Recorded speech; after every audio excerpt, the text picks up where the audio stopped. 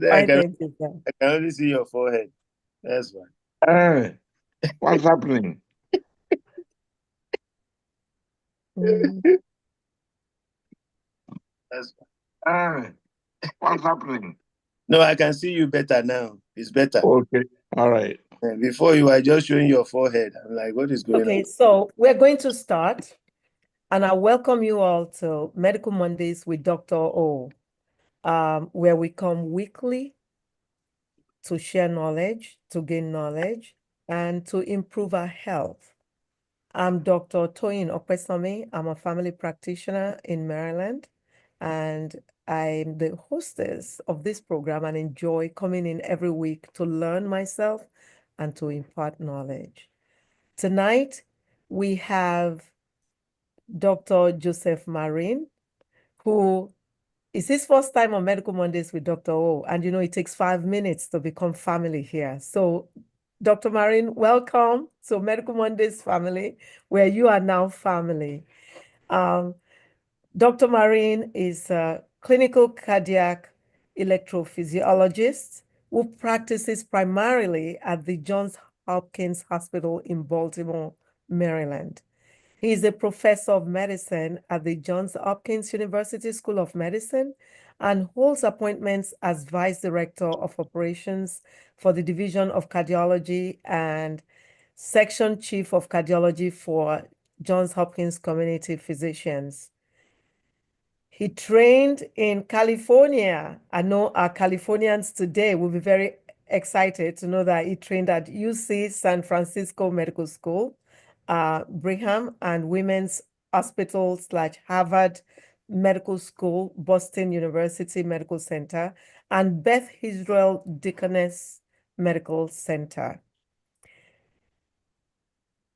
It is with great pleasure and excitement that I introduce him tonight to share with us on one segment of a killer, cardiac killer in medicine, A-Fib. So, Dr. Marin, the floor is yours. Well, thank you very much, Dr. O, for that very warm introduction. It's a pleasure and an honor to be part of this family and to talk to you a little bit about arrhythmia that I deal with quite a bit, atrial fibrillation. I'm a cardiac electrophysiologist, which means that I'm a heart doctor with 2 extra years of training just in arrhythmias, diagnosis, management, and catheter ablation, implantation of devices, and so forth. And over the course of my 25-year career in this field, A-Fib has become more and more of a dominant issue to the point that about 25% of the patients that I see in my clinic now are referred for atrial fibrillation. So we certainly need everybody involved in management of this arrhythmia because we certainly in my field can't do this alone. So I don't have any relevant disclosures for this presentation. And I'll start with a case. This was a woman that I saw shortly after I came to Baltimore in 2004, 69-year-old, healthy retired librarian with paroxysmal palpitations that were coming and going for 7 years and becoming more and more frequent. And you can see on her 12-lead ECG, she has a very rapid, irregular tachycardia that doctors would recognize as being atrial fibrillation. She had many symptoms, including a choking sensation, palpitations, near syncope, meaning she came coming close to fainting, frequent visits to ERs. She was otherwise remarkably healthy with no other illnesses, normal weight, no alcohol use. Her echocardiogram, a test of looking at the heart chamber sizes, was entirely normal. She was anticoagulated with warfarin, which was the only anticoagulant we had for A-Fib back then. She was treated with diltiazem and digoxin, drugs to control the rate, which were not effective. She was then started on one antiarrhythmic drug, propafenone, which initially was effective and then led to recurrences. And then another drug, amiodarone, the most powerful medication we have for A-Fib, and that was initially effective, but then she began having more recurrences. And so she was sent to me to try to determine what to do next. So I know we have a mix of physicians and other health professionals as well as laypersons. So just a quick review of for our laypersons on the audience of the cardiac anatomy and how blood flows through the heart. This is something I explain to all my patients when they come to me with a diagnosis of A-Fib, just to be sure we're all level set as to what the heart is and how the heart works and how A-Fib changes the heart action. So normally blood flows into the right atrium from the main vessels, the vena cava, coming from superiorly and inferiorly into the right atrium. Blood goes through the tricuspid valve into the right ventricle and then travels out the pulmonary valve into the pulmonary artery. Blood then gets oxygen in the lungs and comes back to the left atrium through these 4 tubes called pulmonary veins. And the pulmonary veins will become very important when we talk about AFib. So the oxygenated blood now is back in the left atrium, goes through the mitral valve, into the left ventricle, and out the aorta to the body. So that's the blood flow. Now, in addition to having plumbing, the heart also has an electrical system. It's almost like an appliance. So normally electrically, a heartbeat is initiated electrically in the sinus node or SA node. That's a little tube of cells that sits on the top of the right atrium near the vena cava, and it discharges spontaneously at a fixed rate. And that rate is slow when we're resting, and it gets faster when we get up and move around, and faster still when we exercise. That's where the tempo of the heart or the heartbeat initiation comes from. Once an impulse leaves the sinus node, it travels through the atria, the right atrium and then the left atrium, and then it arrives at this structure in the center of the heart called the AV node or atrioventricular node. And the impulse then is transmitted rapidly down these cables called the right and left bundle into the terminal Purkinje fibers, and that's what causes the ventricles to contract. So in the normal situation, you have an impulse from the sinus node that depolarizes the atrium, and that then inscribes the P wave on the EKG. The impulse then goes through the AV node, and there's a little pause, and then rapidly into the ventricles, causing the QRS complex on the ECG. So that's the normal flow of electricity, and then how the normal electrocardiogram is inscribed. When patients go into atrial fibrillation, what happens is the impulses in the top of the heart become totally chaotic. The sinus node stops doing anything, and the rhythm of the top part of the heart is taken over by this completely rapid and chaotic, almost like an electrical storm. And the atrium end up beating around 500 times per minute, so rapidly that the blood in the it's not really contracting. The atria are just sort of quivering, and we call that quivering or shivering fibrillation. I describe it to patients almost like a shivering muscle. When your muscle's shivering, it doesn't really work very well. It's the same way when the top part of the heart is fibrillating. Now, all of those 500 impulses are bombarding the AV node, trying to get down into the ventricles, and that causes the ventricles to beat rapidly and irregularly. If the AV node filters out many of those impulses, so it doesn't beat at 500 beats per minute, but it goes anywhere from 100 to 150 beats per minute, which is about twice as fast as normal. And so several things happen. One is that the atria and the ventricles are not working together in synchrony, and that causes symptoms of fatigue and tiredness. The second thing is that the heart is beating rapidly and irregularly, and people feel that usually as a sense of palpitations or hard, irregular heart beating. And then finally, the irregularity of the beating itself makes the heart not work as efficiently as a pump. So again, rapid chaotic activation, irregular ventricular contractions. Now, another problem associated with atrial fibrillation is stroke, because when the top part is quivering and not contracting normally, little blood clots can form on the walls of the atrium, break off, and then go to the body and cause problems.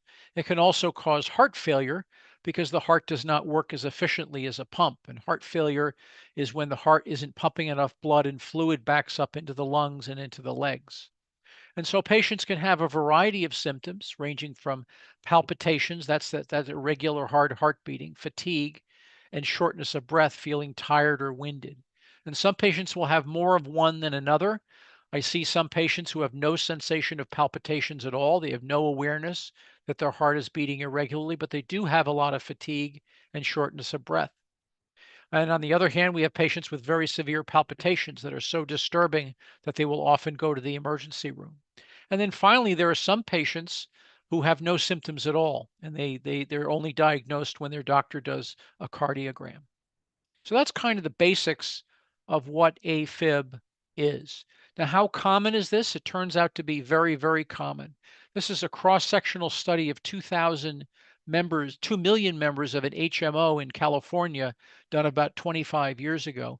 And they looked and just in this cross-section asked how many had a diagnosis of A-Fib. And it turned out to be 1%. 1 out of 100 in this adult population had A-Fib. But it was a highly skewed number. The number in less than 60 is very, very uncommon.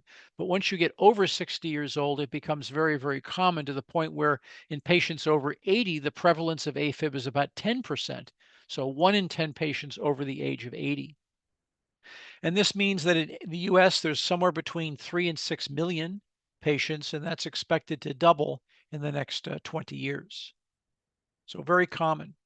This is looking at this information another way from the Framingham Heart Study, asking the question is, if you make it to 55 years old, how likely is it that you're going to have A-Fib in sometime in your life?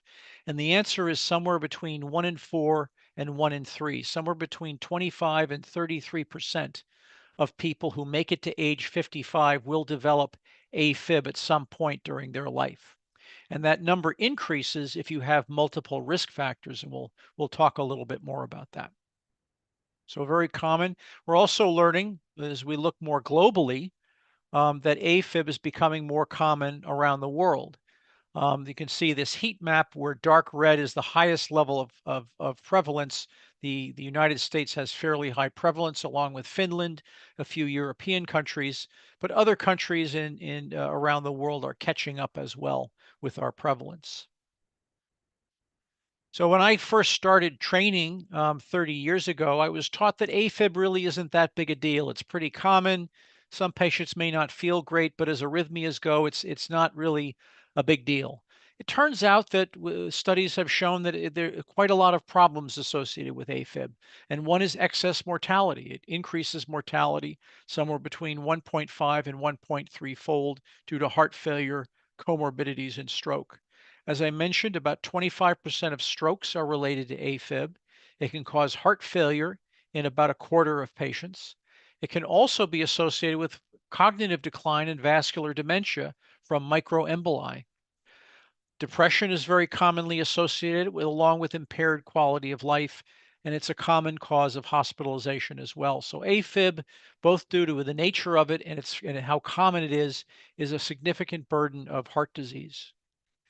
So I'll kind of take you through the steps of management. And the first one is to be sure that you make a good diagnosis.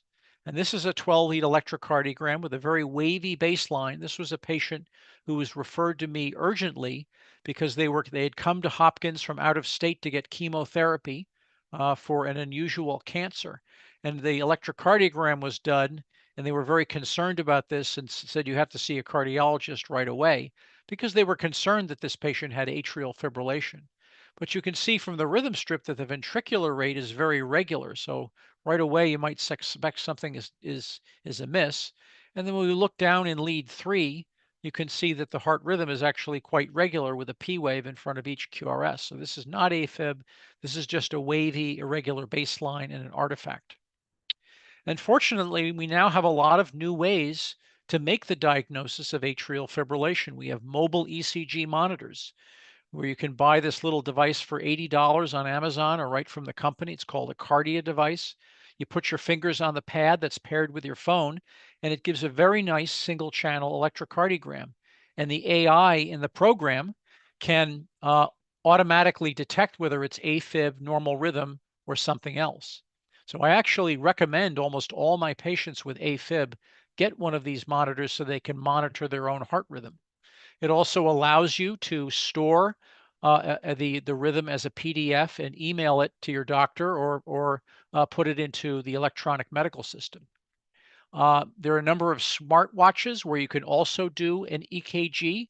You do that by pressing your finger to the button, and there's another electrode on the back of the watch. So you effectively have a lead 1 electrocardiogram. And then finally, we have these patch Holter monitors, much easier Holter monitors for patients to wear up to 14 days at a time. In unusual patients where we can't make the diagnosis, we might insert one of these subcutaneous cardiac rhythm monitors or insertable loop recorders under their skin, and that can monitor the heart rhythm for a couple of years. I'll make reference throughout this talk to our guidelines, and our main guideline done by the Heart Societies was published in 2023 for the diagnosis and management of A-Fib. It's about 110 pages long. You can go to the jac.org website or acc.org website to our guidelines hub, and it's loaded with very, very helpful information for physicians, both in the summarizing the guidelines and giving useful patient information as well. So there's 4 basic pillars of how we manage A-Fib. The first pillar is risk factor reduction, which I'll talk about first. We'll then talk about how to reduce the risk of stroke. We'll talk about rate control, that is controlling the rate when the heart goes into A-Fib. And then we'll talk about rhythm control, which refers to trying to keep the heart in sinus rhythm. Each one of these is a different pillar in the long-term management of A-Fib. So starting first with the risk factors, we know that A-Fib has a number of risk factors. Some of them are non-modifiable. You're born with them and you can't change them. Those include genetic factors, age, sex, and race. Finally, there's a number of modifiable risk factors, and that can include decreased physical activity, that can include smoking, elevated BMI, obesity, diabetes mellitus, obstructive sleep apnea, and hypertension. All of those increase the risk of atrial fibrillation. And then finally, there's cardiovascular disease, heart failure, and prior myocardial infarction, as well as valve disease, all increase the risk of having A-Fib. These diseases all cause a change in the heart muscle, which we call the substrate, causing fibrosis of the heart muscle, can cause inflammation, and it can cause cellular and molecular changes. These changes combine to initiate the first episode of atrial fibrillation. We've also learned that atrial fibrillation, once it starts, tends to feed back on itself through a process of what we call remodeling that makes the muscle even more susceptible to A-Fib, and that then leads to these adverse cardiovascular outcomes. So how do we address those modifiable risk factors? A great document came out in 2020 from the American Heart Association addressing how we reduce the risk of having the first episode of A-Fib, as well as how to reduce the risk of recurrent A-Fib in those who have first diagnosis. So those key elements include weight reduction for patients who are overweight, increasing physical activity and exercise, treating sleep apnea, control of diabetes and high blood pressure, reducing or eliminating alcohol, and smoking cessation. So I'll talk a little bit about the data behind those recommendations. And this was a seminal study for the doctors on the call, published in 2013 in JAMA, that really broke this field open. You know, and when I was training in cardiology, we never really thought about A-Fib that much as a preventable disease. But this really changed that view. So they took this was a randomized controlled trial in Australia of 150 patients with some kind of atrial fibrillation and who were overweight. And they were randomized 1-to-1 to an intervention which consisted of a very low calorie diet. I think it was around 800 kilocalories, an exercise plan, behavioral counseling, and support. And that was the intervention group. And the other group got the standard medical therapy for A-Fib. The intervention group lost quite a bit of weight, 14.3 kilograms, as opposed to only 3 kilograms in the control group. And when they looked over a 1-year period, they found a marked reduction in AF symptom burden in the intervention group. They also reduced the patients with any AF episode from 65% to 21%. They reduced the number of episodes per patient from 3 to 0.6. Other studies confirmed these results and showed reduction in A-Fib after AF ablation with weight loss, reduced AF with medical therapy, and this was then incorporated into our guidelines as a class 1 recommendation for all patients with AF. We've also learned more and more about alcohol. We've known for a long time this phenomenon called holiday heart syndrome, where patients after an episode of binge alcohol drinking may have their first or recurrent episodes of AF. But we've learned over the last 10 years that even lower ordinary levels of drinking can also be associated with A-Fib. This was a Swedish cohort study of 100,000 patients or subjects who were free of A-Fib at baseline with a mean age of about 48 years old. And they were followed over a 14-year period to see who developed A-Fib. And they were stratified by the number of drinks per day. And they found that the more alcohol that one consumed on a daily basis, the higher the risk of developing atrial fibrillation, with a threshold of about just a couple drinks per day, couple drinks per week.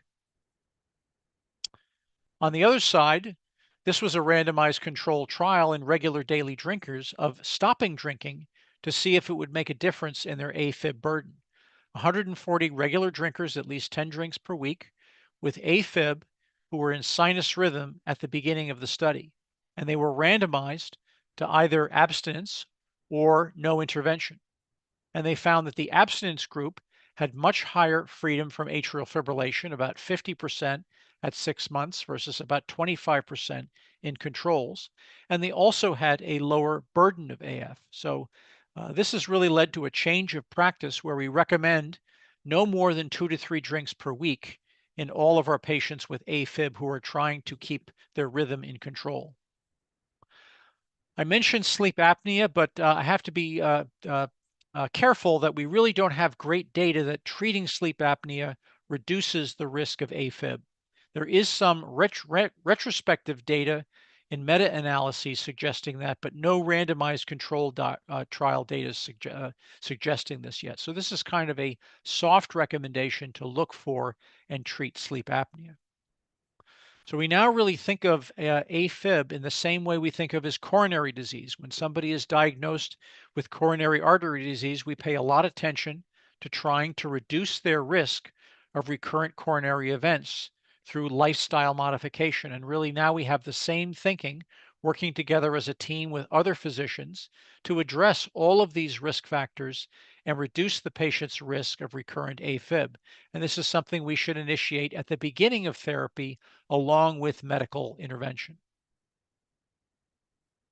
I think I'll just stop right there maybe and take a pause and see if anybody has any questions specifically about the issue of A-Fib prevention or diagnosis.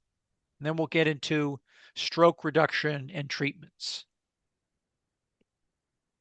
So, do we have any questions? Usually, they wait till the end. Okay. People are taking notes. Okay. We'll have everybody take your notes and we'll get to all your questions. So I'll move on now to the second pillar. Our second pillar is how to reduce that risk of stroke. It's long been known that atrial fibrillation is associated with a higher risk of stroke. And that is because blood clots can form in the left atrium, particularly in this little pouch called the left atrial appendage. This is a transesophageal echocardiogram. This image is obtained by taking an ultrasound probe on the end of an endoscope, putting it in the esophagus behind the left atrium, and it provides very nice pictures of the left atrium. That's the left atrium right here that I'm outlining. And this is the left atrial appendage. And you can see in the middle of that appendage is this big clot. And when this clot breaks off, it can go to the brain and cause a stroke, but it can also go to the intestine, to the leg, or to a coronary artery and cause a embolus in those structures as well. We have other ways of making the diagnosis. This is a CT scan showing a low density signal, a clot in the left atrial appendage. And this is a cardiac MRI scan showing a signal void in the left atrial appendage. And this is a CT scan of someone who has had an embolus to the brain. We have a number of risk scores to assess the risk of having a stroke in patients with A-Fib, because not everybody has the same risk. And the most commonly used one now is called the CHADS-VAS score. You may have heard of that. It's commonly used in clinical practice. Patients get a point for heart failure, hypertension, 2 points if the age is over 75. Diabetes mellitus is 1 point. A prior stroke or TIA is 2 points. Having some kind of major vascular disease is 1 point. Intermediate age of 65 to 74 is another one. And then finally, female sex is 1 point. So a total potential risk score of 9. And you can see in this study, the more points you have in your CHADS-VAS score, the higher the annual risk of stroke, ranging from 0 to 1% in the lowest risk group to 5 to 15% in the highest risk group. So anticoagulation is now recommended for AF in patients with an estimated annual risk of 2% or more, and that corresponds to a CHADS-VAS score of 2 or more in men or 3 or more in women.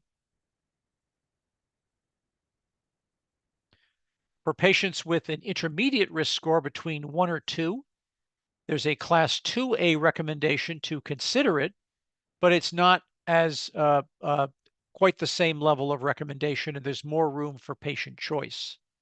Other factors that may influence that decision in these intermediate cases are patients who have LV wall thickening, LVH from high blood pressure, left atrial enlargement, cardiac amyloidosis, or other conditions.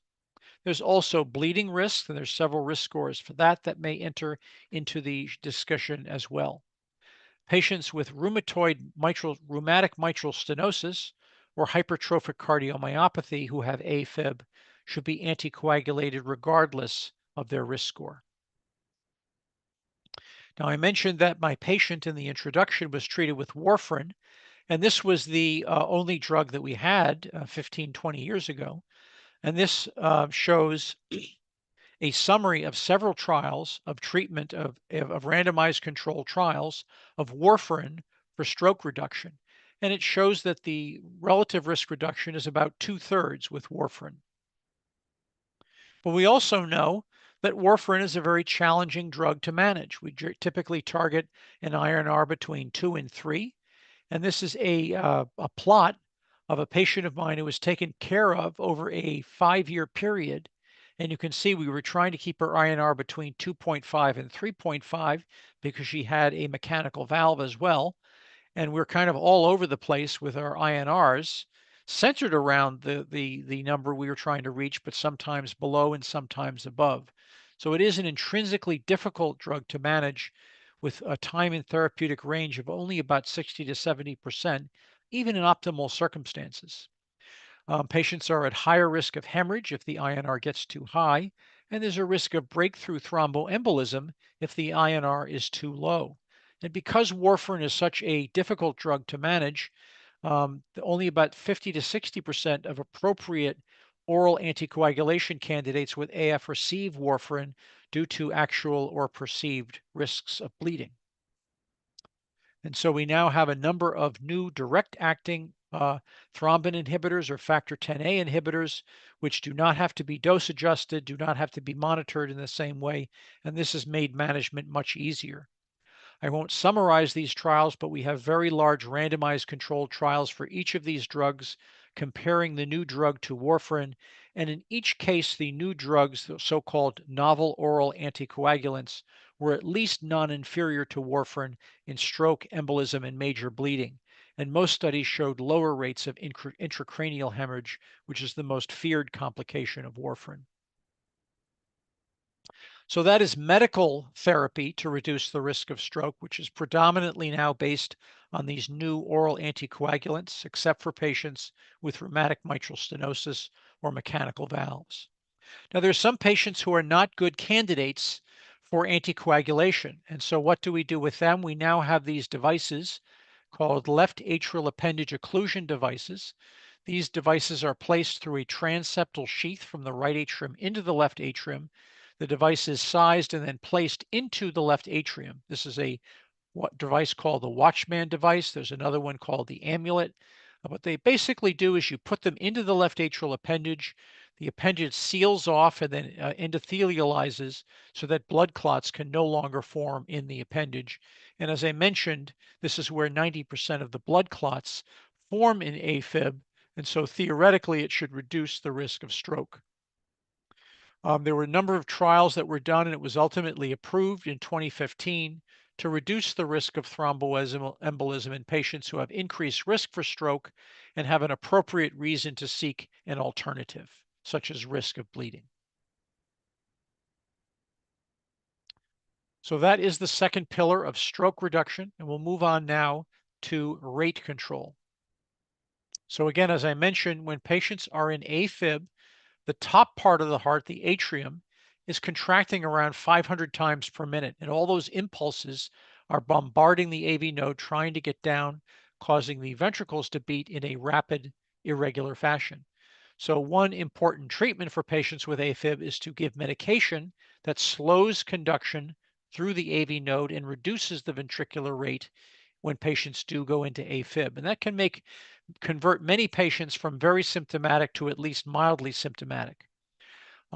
Beta blockers are generally now the first line therapy, metoprolol, atenolol, etc. Diltiazem and verapamil, calcium channel blockers, are alternatives for patients so long as they don't have systolic heart failure. Digoxin, when I started out in cardiology 25 years ago, was the first line drug for many patients with A-Fib, but it's really moved now to a second line drug. We use it in patients with systolic heart failure or as a second agent if one of these two agents are not working. It's generally not useful for paroxysmal A-Fib because it is not as effective in the sympathetic surge when A-Fib starts. The goals of therapy with rate control are to minimize symptoms, avoid having a heart muscle disease from tachymyopathy, and to keep the rate around 80 to 100 beats per minute at rest. Another therapy that we sometimes use for rate control is to implant a permanent pacemaker and then to ablate the AV node. We simply put a catheter up and burn this little structure so the patients have complete heart block and the ventricle is just paced. That's really a last resort method if medical therapy or ablation therapy is not working. So it's been a long debate going on in the cardiology world as to whether rate control or rhythm control is better as a long-term strategy. Some physicians, particularly more old school physicians, point to rate control as the better option because many A-Fib patients have minimal symptoms. It avoids drug toxicities and is simpler and less costly.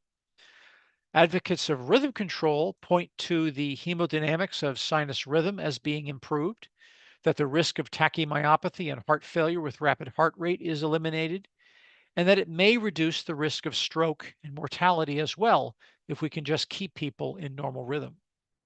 So there have been a few trials to compare these two different strategies. And the first and most famous is called AFFIRM. It was published in 2002.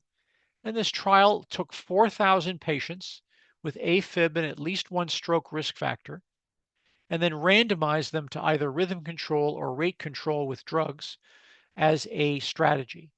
And they found no significant difference between the two groups. And in fact, there was a trend towards worse outcome in the rhythm control group, kind of a surprising, counterintuitive result. All-cause mortality was higher in the rhythm control group, and stroke was a little bit higher as well. Fast forward 20 years to the East AFNet-4 trial, similar kind of study, except they looked at patients with recent onset A-Fib, less than 12 months in duration. And in fact, they enrolled patients typically only a month after the AF diagnosis. So this was an early treatment trial for rhythm control therapy. And with a similar design as AFFIRM, they came to the opposite conclusion, that early rhythm control was superior in the combined endpoint of death and hospitalization for cardiovascular cause and stroke. There was a reduced risk of death from cardiovascular causes, a reduced risk of stroke, and a trend towards reduced hospitalizations.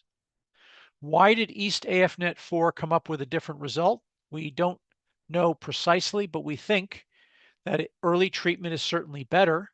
It's likely that patients in the latter trial also receive better medical therapy, more beta blockers, less digoxin, more flecainide and dronedarone, and there was also a much higher use of oral anticoagulation as well as ablation therapy.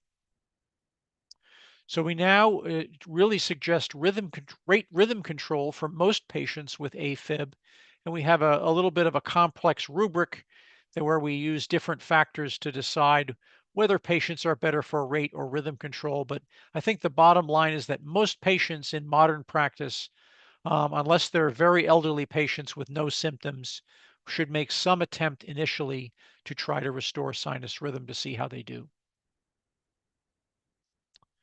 So that is the rate control discussion. We'll now move on to rhythm control, and that refers to either medical or interventional therapy to try to keep patients in normal rhythm. We have a variety of drugs for doing that called antiarrhythmic drugs. And I'm not going to go through this in a great deal of detail, but this is basically a rubric from our latest guideline showing how we think about using different antiarrhythmic drugs to keep people in sinus rhythm. For patients who have structurally normal hearts, we have a variety of different choices. For patients with structural heart disease, whether it's coronary disease or heart failure, we have a more limited set of drugs. I won't go through these in detail, but these are basically the evidence basis for using these different drugs. What they collectively show is that amiodarone is about 50 to 60% effective in keeping people in normal sinus rhythm at 1 to 2 years. All other drugs, sotalol, propafenone, and dronedarone, are about 30 to 40% effective in keeping people in sinus rhythm. We also know that these drugs have a lot of adverse effects. Flecainide and propafenone were shown to increase mortality after myocardial infarction in the CAST trial, and so we can't use them in patients with structural heart disease. We know that sotalol and dofetilide, the class 3 drugs, can cause ventricular tachycardia or torsade de pointe, and so they have to be started in the hospital. Dronedarone increased mortality in 2 different trials, one with heart failure and the other in patients with permanent A-Fib.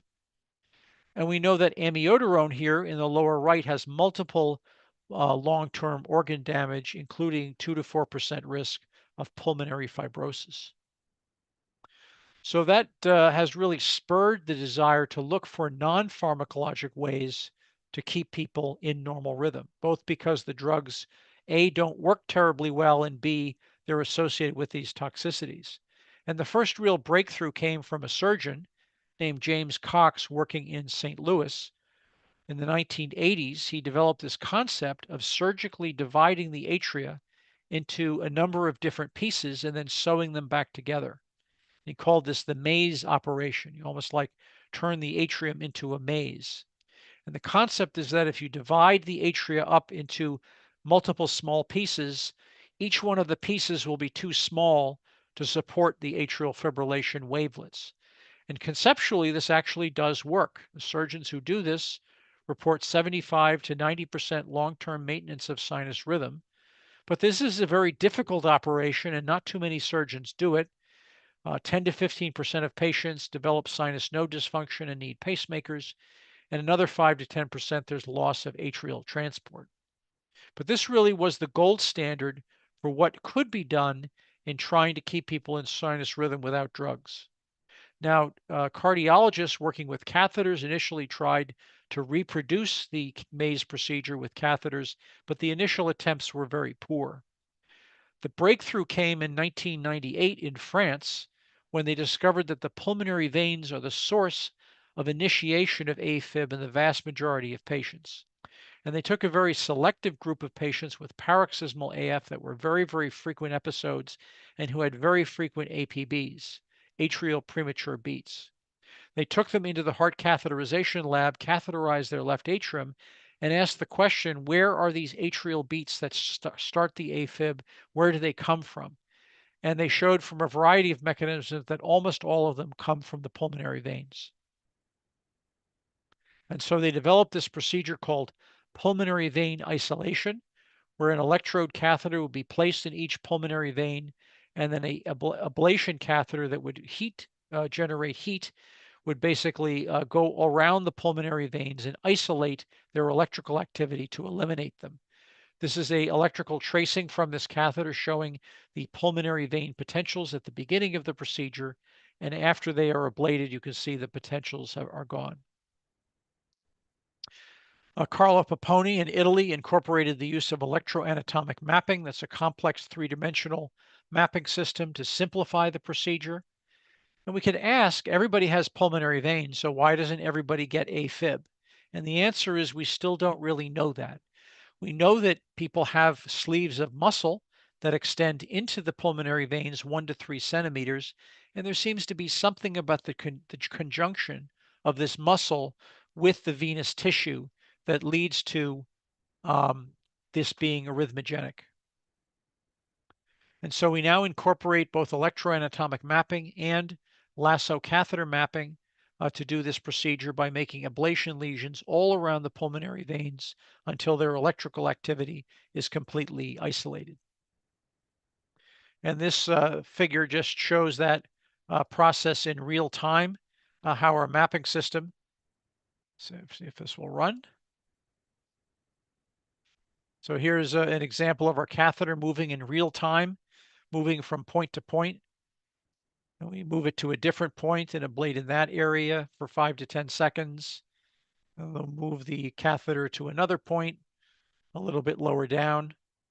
We have catheters now that can sense the grams of force that's applied to give us real-time feedback in how firmly we're pressing on the heart to improve the quality of the ablation. So this is kind of doing a case in real time with this mapping system. Another new technique that's come online is called cryoablation. So as I showed you in that previous figure, you can see that this is pretty tedious, having to go point by point and deliver 100 short ablation lesions all around the veins. Another technique that's been developed is using a balloon catheter, where we simply put the balloon in each vein and then freeze the balloon with a cold gas. And that's called cryothermy ablation down to minus 30 to minus 50 degrees.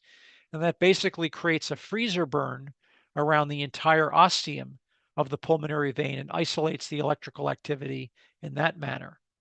And this is a fluoroscopic image showing the cryoballoon in the left superior pulmonary vein.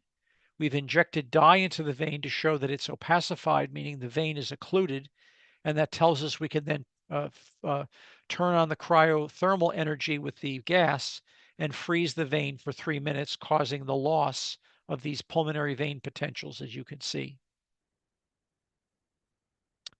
And this is what the electroanatomic map looks like before and after ablation. Purple represents healthy, normal, electrically active tissue, and you can see that extending into all of the pulmonary veins.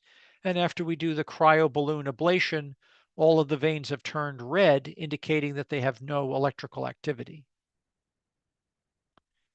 There's been a number of randomized controlled trials that collectively show that whether you ablate using radiofrequency energy or cryoballoon, about 70% of patients are free of A-Fib at 1 to 2 years of follow-up, versus only 7 to 20% of patients treated with drug therapy. This is a randomized trial comparing cryoballoon with RF ablation directly and their equivalent.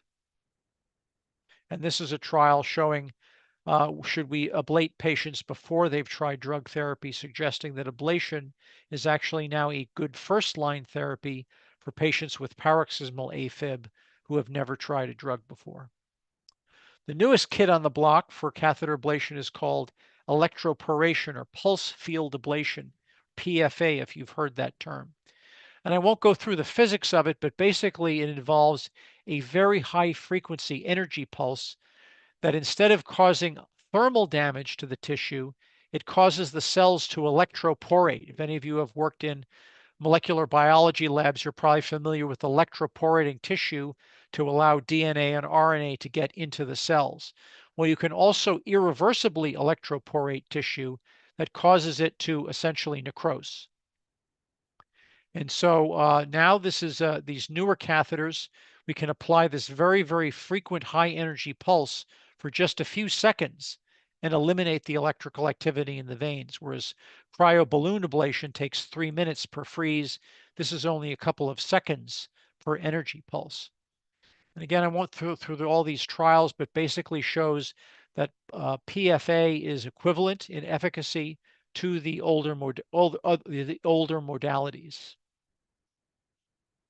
But 70 to 75% of patients free of A-Fib with this new pulse field ablation catheter compared to thermal ablation. And so now we have class 1 recommendations for AF ablation for patients where drugs have not been effective or they're contraindicated. And in selective patients, it's now used as first-line therapy before they've been treated with anti-arrhythmic drugs. Now, there, of course, are complications with any kind of interventional catheter procedure. Pulmonary vein stenosis occurs in about 0.5% of patients, 1 in 200. Stroke in 0.3 to 0.4%. Pericardial tamponade from fluid leaking from inside the heart to outside of the heart. That's about 0.3% now. There's a nerve, the right phrenic nerve, runs directly anterior to the right-sided pulmonary veins and can rarely be injured, between 1 in 500 and 1 in 100 cases. And left atrial esophageal fistula can occur in about 1 in 1,000 cases. So a total complication rate of around 2 or 3%, weighed against an efficacy rate of 70 to 75%. And we've worked very hard at Johns Hopkins to reduce our mortality, both our increase our procedure volume and reduce the complication rate down to what is currently 1 to 2%. Some of the factors involved in reducing these complications include operator experience, better mapping technology, better catheter ablation technology, use of intracardiac echocardiography, good sheath and anticoagulation management, improved anesthesia technique, and phrenic nerve mapping.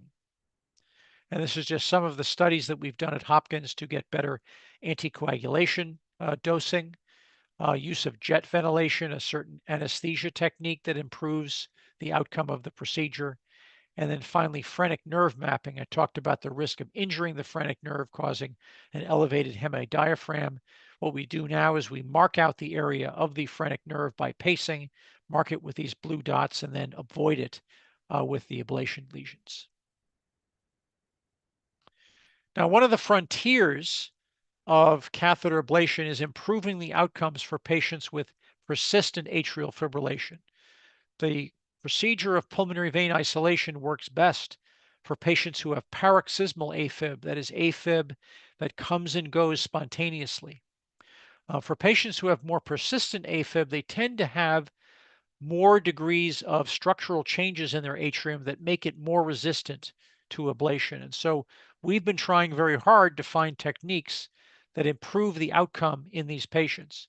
And one of the techniques we've keyed on is cardiac MRI.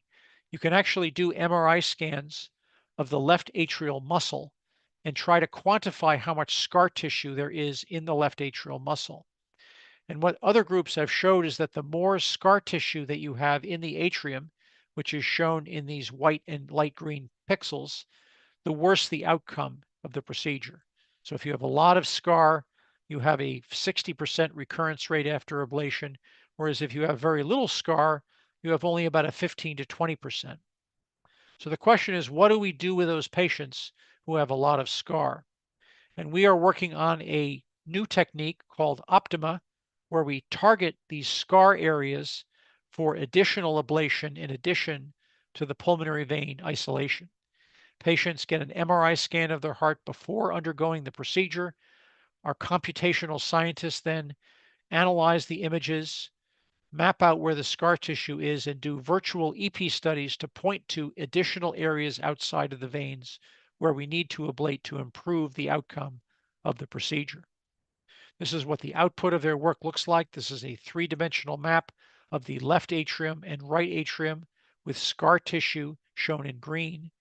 And this is the computational mapping studies showing these rotary areas, which are additional centers of A-Fib outside of the pulmonary veins where we ablate to improve the outcome of the procedure.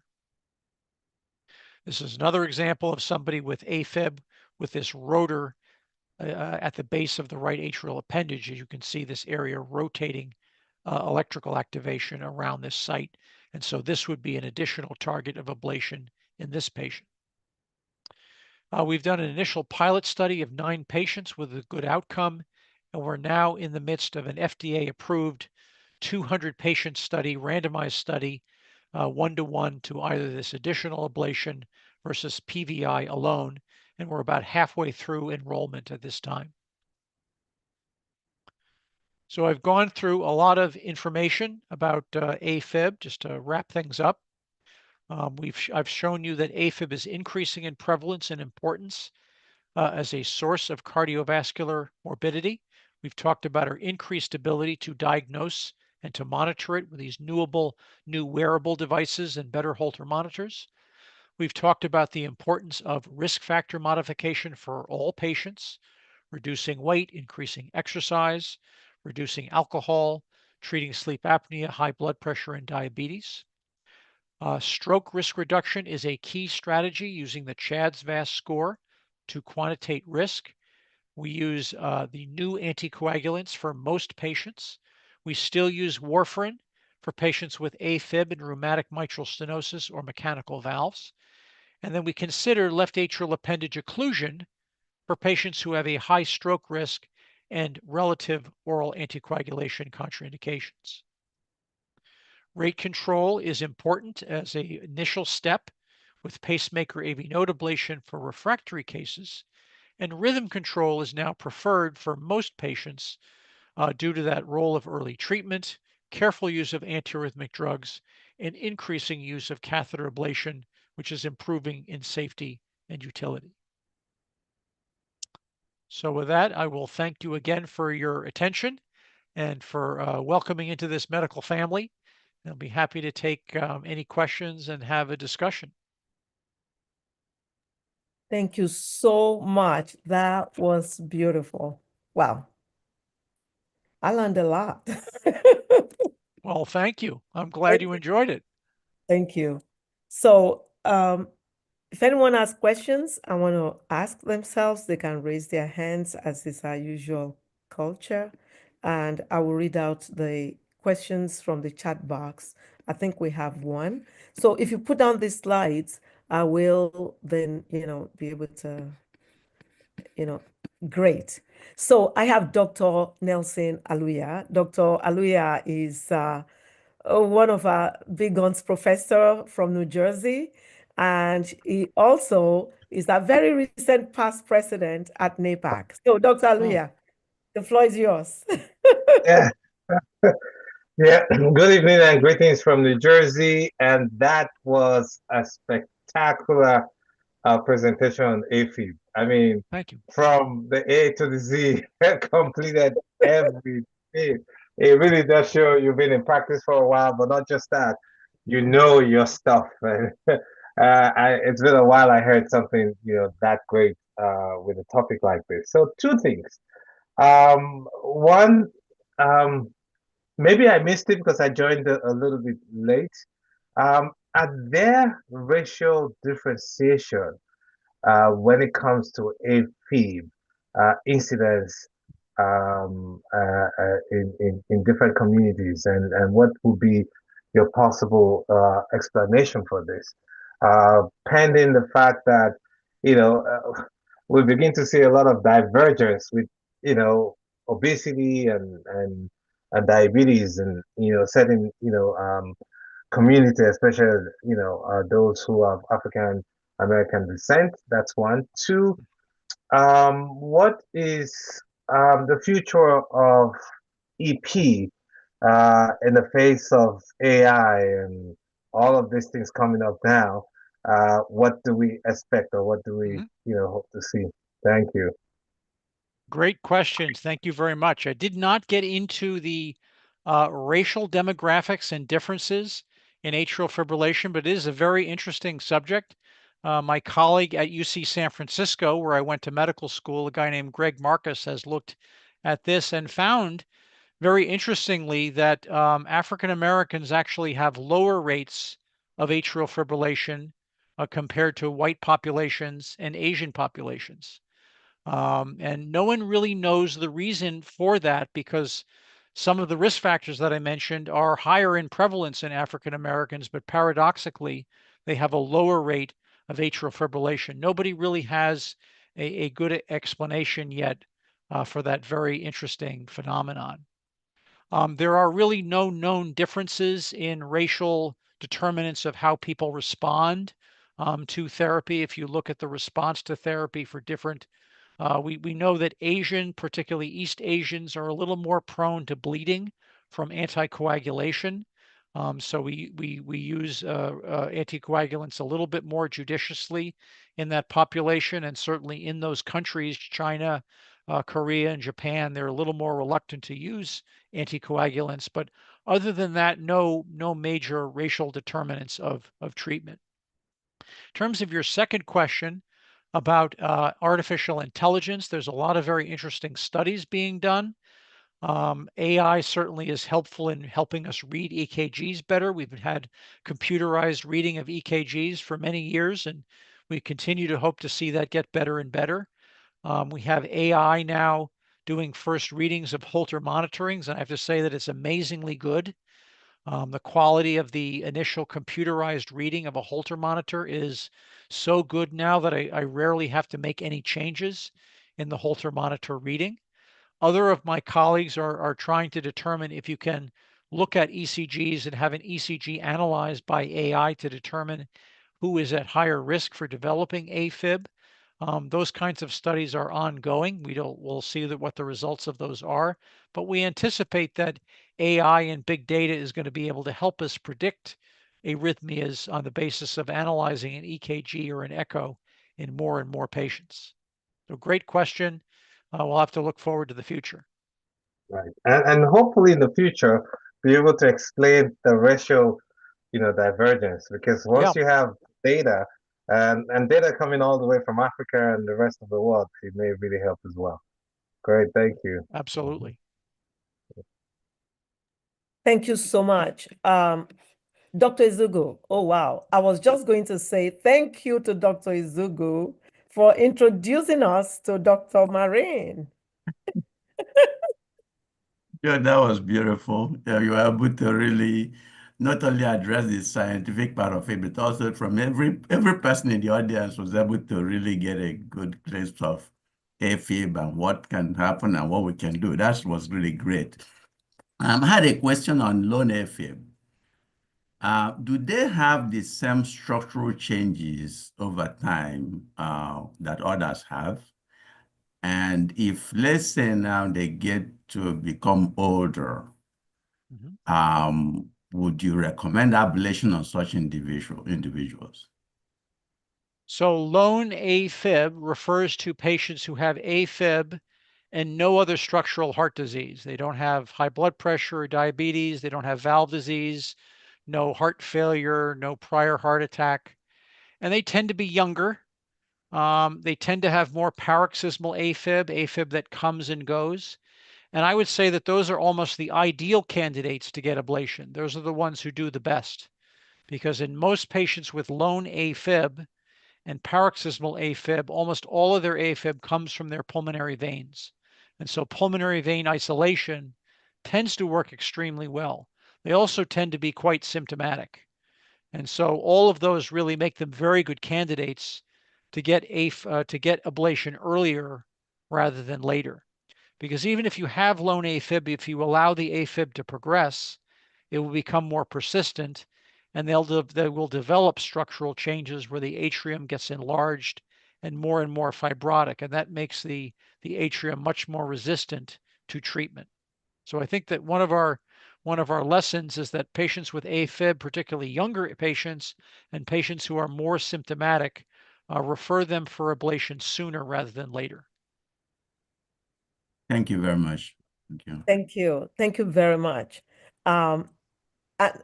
Thanks so much for considering our audience who are not doctors and not in medicine, for speaking English, translating those big scientific words. Thank you. Much appreciated. I don't have to do that job tonight. I'm happy.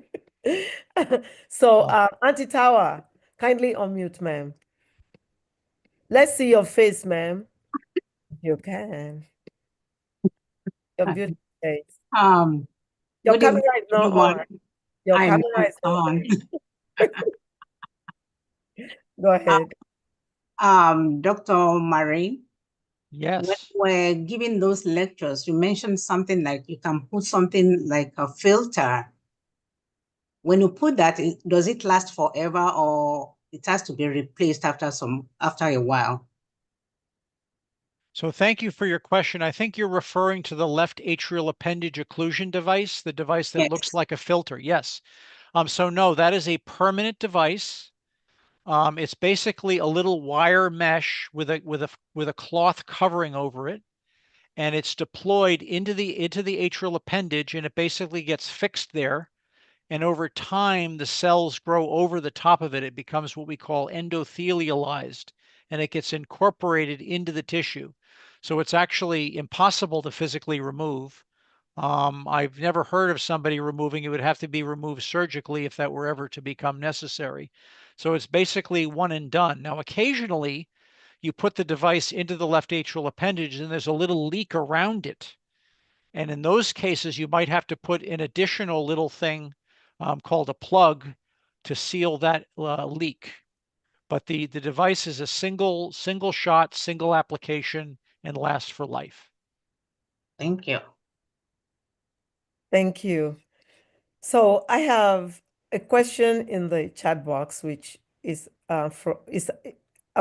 basically the same question from Sister Joyce Onofowakan. She said, "What is the role of taking daily baby aspirin, and does daily doses of baby aspirin control A-Fib?" So thank you for that question. That's there was a trial called SPAF2 that was done about 30 years ago that suggested that for some patients, aspirin would be an acceptable alternative to warfarin or Coumadin for A-Fib. But later studies have shown that aspirin is not very effective at all. So aspirin is not generally now considered to be a substitute for anticoagulation if anticoagulation is indicated. So the second question is, do daily doses of aspirin control A-Fib? And the answer there is definitely no. Aspirin has no role really in the treatment of A-Fib symptoms or in, it is useful for some patients who have had prior myocardial infarction or blocked coronary arteries, but no longer for A-Fib. Thank you. So Mr. Lawal asked, actually, he thanked you first for your robust presentation and then said, "Can you tell us how high blood pressure is implicated in A-Fib? If so, can you elaborate on the correlation?" So that is a great question. The thinking is that high blood pressure leads to more A-Fib by increasing the pressure or afterload on the heart. So high blood pressure does two things. One is it causes strain in the left ventricle, and that causes thickening of the left ventricular wall, and that in turn can lead to higher pressures in the left atrium. And that higher pressure in the left atrium leads to fibrosis of the left atrial wall and enlargement of the left atrium.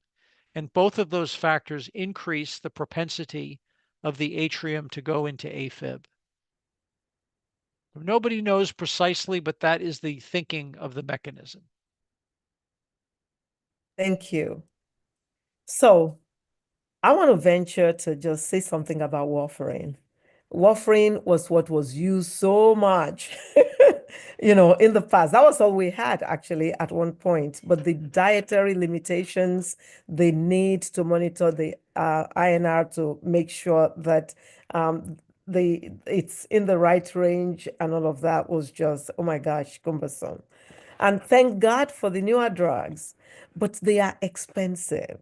Yes, they And are. a lot of people can afford them. So how do we cross this barrier? Because I need Eliquis for someone right now.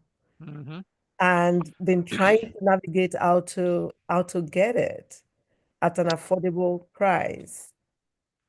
You know, it is challenging and frustrating, you know, particularly in the American system, as why we seem to pay such higher prices, retail prices for drugs, compared to other countries. There are, of course, some anticoagulants are covered by insurance, and sometimes you have to use one rather than another to comply with the insurance policy.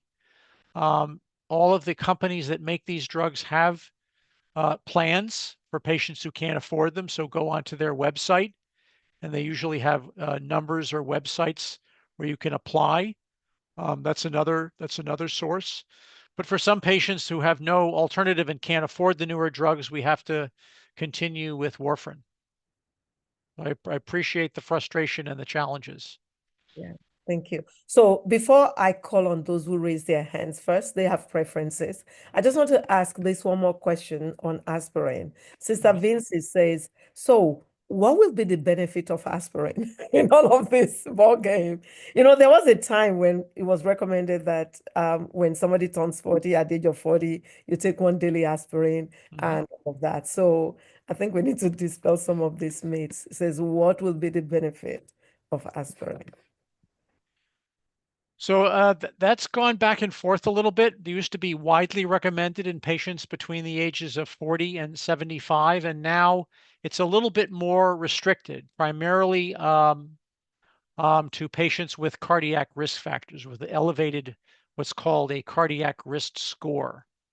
So that's really best individually assessment. You can't really make an overall one-size-fits-all recommendation. So if there's a positive family history, smoking, patients with high blood pressure or diabetes, those are the patients that you would consider a daily baby aspirin. But it really doesn't have any role in atrial fibrillation anymore. Thank you. Dr. Wale Ajagbe, kindly unmute. Thank you. Hello, Dr. Marine. Thank you so much for your presentation. My question is from the oral health standpoint. Could you elaborate a little bit about the trend of chronic periodontitis in increasing the risk for A-Fib? So that's a great question. I think we know that periodontitis and dental health problems in general increases the risk for heart disease. It's certainly associated. I'm less familiar with periodontal disease being associated with A-Fib, but it wouldn't surprise me if that association were there as well. And I don't know if it's because people with dental health problems are more likely to have poor health in general, or whether it's because there's a direct causal association. Patients who are prone to valve disease, which potentially people with poor dental health could have, may be more prone to A-Fib, but it's a very interesting association you raise, and I'll have to look a little bit more into it. Yeah, I mean, I'm thinking in terms of chronic periodontitis, SABE, and then A-Fib being in continuum as causal agency or agents to A-Fib. Certainly, patients with SBE would be more prone for valvular disease, and valvular disease where particularly leaky mitral valves is strongly associated with a risk of A-Fib. Yes. So that could be an important link there. Yep. Thank Thank you. you for raising Thank you. Thank you. Dr. Aluya, kindly unmute. Yes, thank you once again. Two things actually. When you talked about the anticoagulation, outside of the what do you call it, Coumadin, ironically, I think, wow, maybe about 12 years ago now, I commissioned some young students to take a look at the level at which those quartz leaflets, the level of English it was written at. And we found out that, the average they were reading at grade 11 to 12 grade levels, and the average American reads at a grade 6 level. So it's not just the fact that they're not available. Most people who can get them can't even read the leaflets and understand what they actually say and the side effects and everything else. But that's part of the way. My question is this, and this is what I see often enough. And I don't know if it's right or if there's a new, from all what you just said now, if there's a new protocol with this. And this is regards to individuals with thyrotoxicosis or hyperthyroidism. And when they come in, obviously hyperthyroidism is the, disease where the thyroid goes out of whack and it obviously hyperstimulates the entire body. And of course, they go into atrial fib. What is your take on the plan of management? Because a lot of the times I see them rushing them straight on into doing A-Fib while they haven't really controlled, the thyroid disease. What's your take on that? Great question. About 1% of patients with new onset A-Fib have thyroid toxicosis. So it's a very important thing to always look for and treat, because often they will go into remission with treatment of their thyroid toxicosis. So typically beta blockers are a very important therapy, and then methimazole or tapazole to tamp down the thyrotoxicosis itself. And typically we would try to give that 2 or 3 months to take effect before considering any other therapy for their A-Fib, as well as anticoagulation. Thank you. Thank you for bringing that up. Thank you. Important Thank you. reversible cause of A-Fib. Yeah. Good. Because a few times I've had patients who come in and they're like, oh, they said I should go for ablation already. And in my mind, like, you're still in hyperthyroid state. I think we need to control this. But then they're like, oh, the cardiology wants to do atrial ablation immediately. So, it's a little confusing from what I was told in school. Things are different. So maybe it has. But you just clarified it now. Thank you. You are correct. You treat the thyrotoxicosis first and then reassess. Thank you. That's very important. True. Auntie Tower, kindly unmute and ask your question. Thank you. You're welcome. Dr. Marine, why is it important during the cardiac arrest and cardiac resuscitation? Why is amiodarone used mostly? Okay, that's a great question. There's a couple of trials comparing amiodarone to lidocaine in cardiac arrest when the first shock doesn't succeed, what's called refractory cardiac arrest refractory to shocks. And so there's a couple of randomized controlled trials suggesting that amiodarone is more effective than lidocaine. But in truth, you can really use either, whichever is available. But because of those trials, amiodarone has become more a first-line drug, given at a dose of 300 milligrams IV push if somebody is in VF. And that's just because it's a stronger, more powerful antiarrhythmic drug. Thank you. Yeah. Dr. Johnson, Dr. David Johnson, kindly unmute. Oh, thank you very much, Dr. O. So this is David Johnson, all the way from the beautiful island of Dominica in the Caribbean, that is. Oh, what a beautiful, a wonderful presentation. I mean, I learned a lot. One of the better presentations that I've listened to for the last, for a long time. So, Doctor, I'm wondering, this is a question that I have in terms, is there an association between having viral disease, at least those that can affect the heart and muscles and A-Fib? Any condition that can cause a cardiomyopathy can lead to atrial fibrillation. And that can be sometimes an atrial cardiomyopathy. We've been learning more over the last 10, 15 years that just as a viral myocarditis can lead to a ventricular cardiomyopathy, there's some patients who have an isolated atrial cardiomyopathy, where the atrium becomes scarred and enlarged with preserved ventricular function.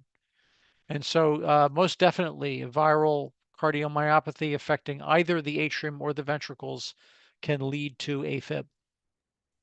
Thanks. Thank you. Dr. Izugo, kindly unmute. Yeah, thanks. Thanks again. More to do with anticoagulation on a couple of different conditions and the need other continuation. And, one is atrial fibrillation during an infection state or thyroid disease acute state. 2, anticoagulation in patient post-ablation. And 3, anticoagulation in patients who they have other, let's even give them an appendage occlusion, and they have other reasons to also be on anticoagulation regardless of A-Fib. Can you just comment on those situations, if you don't mind, please? Sure, great question. So that the tricky anticoagulation situations. The first example, in patients who have A-Fib from a transient or reversible cause, unless they have major risk factors for stroke, like having had a prior blood clot or a stroke, we can usually treat them for the duration of their acute illness, whether it's thyrotoxicosis or whether they're septic in the hospital. That's generally been my approach, and then just surveillance for recurrent A-Fib. So we usually treat them as a transient. Same thing in A-Fib that occurs after heart surgery. Generally 2 to 3 months, reassess. For patients after catheter ablation, those patients have to be anticoagulated a month before and at least 2 to 3 months afterwards. After that 2 to 3 month mark, we then reassess them based on their CHA2DS2-VASc score. If they have a residual high CHA2DS2-VASc score, most of those patients we continue to anticoagulate. For patients with a lower intermediate, for the low risk, we don't stop anticoagulation. For the intermediate risk, we have a shared decision-making discussion based on their values and preferences. The third case that you mentioned is left atrial appendage occlusion. So most patients in whom we do the left atrial appendage occlusion, we anticoagulate them for 45 days and then stop if there's no leak around the device.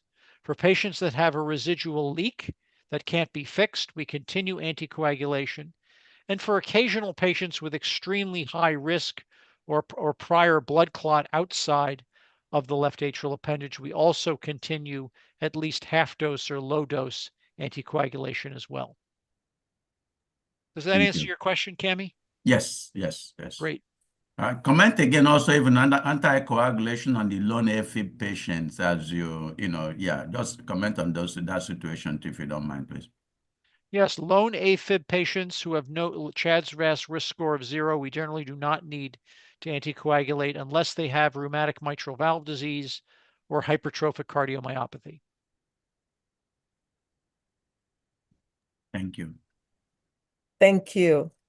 Thank you. So Dr. Adiola Popola asked, what is the relationship between A-Fib and valvular deficits? He said a relative was being managed for recurrent sore throat and duodenal ulcer for over 15 years until quite recently she was found to be presenting with A-Fib. Would valvular dysfunction be a cause of the A-Fib? Or was it A-Fib that led to the cascades? Which came first? She is 56 years old and still quite ill. That's a great question. I would say that it's more likely that the A-Fib is the result of the chronic conditions rather than the cause. Anything that causes chronic inflammation, particularly if it leads to valvular heart disease, can lead to leaky valves, elevated left atrial pressure, and then trigger atrial fibrillation. So probably more an effect than a cause. Fantastic. Thank you so much. I wanted to ask something about the alcohol. We know that excessive drinking it's not good for many reasons, not just the heart, the liver, and all other things. But there was a research once that came out that suggested that men drinking 2 glasses maximally of wine a day, and red wine, they said, or 2 bottles of beer, and women 1 a day actually reduces cardiovascular risk by increasing HDL and reducing LDL cholesterol. Yeah, I think But go ahead. I think that is a little bit not the thinking these days. Yes. That was kind of based on retrospective studies. 20, 25 years ago, those recommendations were made that a glass or 2 of wine a day may be beneficial for your heart. We certainly know that it increases the risk both of heart muscle disease and for A-Fib. For coronary disease, it's not quite as clear, but certainly for patients with A-Fib, they should reduce their drinking to no more than a couple of drinks a week. So that's if they already have A-Fib.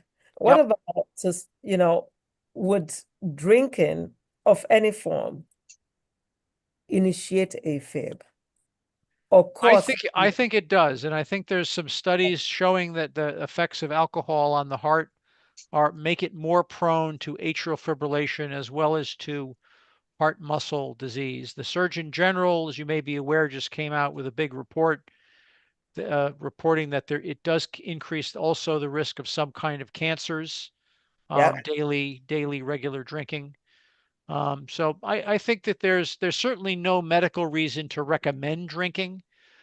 People who enjoy drinking argue that there's also not a huge amount of evidence that a glass or 2 of wine a day is going to be that harmful to you. So I generally don't push that hard on people's habits if it's not causing any problems with their life. But for the patients who come to me with either heart muscle disease or A-Fib, I definitely recommend cutting back on their drinking. And, I 100% agree. And I hope that the take-home message here tonight is don't drink. I hope. There's another question here from one of our sisters, Olufumilayo, who said, is there a relationship between asthmatics and A-Fib? Good question. Probably not asthma, but certainly COPD, chronic obstructive pulmonary disease, causes particularly elevated right heart pressures and right atrial pressure, the sort of early cor pulmonale. Those patients definitely are more prone to atrial arrhythmias, including A-Fib. But childhood asthmatics, generally not. Older patients with smoking-related COPD, yes. Fantastic. Thank you. Dr. Johnson says he likes that there is no medical reason to recommend drinking alcohol. And I want to read that again. He likes the fact that there is no medical reason to recommend drinking alcohol. Do you agree? I do agree with that. Thank you. Less is more. Yes. Sister Clementina said, thank you for a very detailed presentation. My pleasure. I really thank all of you. It was a great pleasure and an honor to be with you. And I wish you all well in your practices and in your lives. Thank you so much. And, before we round up, can you give us your closing words, your parting words to us? What should we take home? Dr. Izugu is going, not yet. Yeah. Okay, go ahead, Dr. Izugu. Yeah, sorry. I wanted to, just bring home to some of the diagnostic abilities for A-Fib in many countries represented here where they don't have many things to pick up. There are certain things you showed, cardio, rhythm, even EKG. Some of them don't even have EKG machine, that no Holter monitor, nothing. And then you have many patients with strokes, they have high blood pressure, then a lot of them with strokes. What could you recommend a basic thing you can have in a community hospital to help, or even clinics to pick up A-Fib in the community. When there are no tools. When there are no Right. measures, yeah, exactly. Well, I think the Cardia device would probably be your best bet because that's, $80, which is probably pretty affordable for many people and certainly a clinic. And that really, results in a pretty good single lead electrocardiogram, certainly can make a diagnosis of A-Fib based on that. There's a number of less expensive smart watches. I mean, an Apple Watch is $400 or $500, which is fairly high, but there are less expensive Fitbit type watches and others that may be more affordable that also could substitute for that. That's much less expensive than an event monitor or a Holter monitor. So I recommend those for more and more of my patients. I'm glad you underscored that because again, the idea that we cannot make some of these diagnoses, some of these remote areas, we can, putting basic things at the hand of people, or even putting in a smartwatch in a place and say, wear this for a couple of days, bring it back, can help us a lot in some of these communities. And we know stroke is a major problem in many of these areas. So thank you.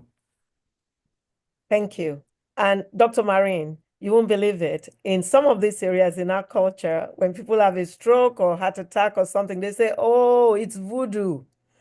God forbid they fought with somebody before then, that person is in trouble because so thanks a lot for this presentation. And Dr. Zugu, thank you for that point because that hit home.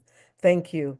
So if you please give us your closing remarks, something we can take home. Absolutely. Well, A-Fib is very common and it's becoming more common, particularly in older patients. So think of it when you see somebody with palpitations, think of it in somebody who has had a prior stroke and, use one of those techniques to look for it and then treat it appropriately. Think about getting people into normal rhythm early, using something to control the rate, and think about some kind of stroke risk reduction in your patients at higher risk. Well, thank you all again Thank for you the so much. pleasure of working with you and talking to you tonight. Thank you. Sister Cassandra said thank you. Thank you. Presentation. My Dr. pleasure. Johnson says, thank you so much, Dr. Marine. Dr. O, thanks for organizing these very educational sessions. Hats off to you. Attorney Richard Williams says, very informative presentation. Thanks, Dr. Marine. Sister Vinci says, oh, I was reading the thanks, the appreciation, and now I see what are your recommendations for someone with high blood pressure and getting headaches with medications like amlodipine. No, okay. That's Thank a you little for- out of my bailiwick. I was So going to say that is not for this forum, for this presentation. Hook up with me after here. You said you were going to text me, so I'll expect that we can address that. But she says, thank you very much for the presentation. We appreciate you. Thank you. God bless my you. pleasure. Good night. God bless everybody. Bye. Take Good care. night. Okay, bye-bye. Bye. Good night. Good night. So that concludes our presentation tonight. Everyone, I want to encourage us to continue to keep safe and to still be aware that this virus is around. And we had a lot about A-Fib tonight. If any one of us have any of these possible things that can cause A-Fib, we need to abate it. We need to work on it. And please contact me if you have questions and if you need, suggestions on how to work on abating some of these risk factors. So with that, till we meet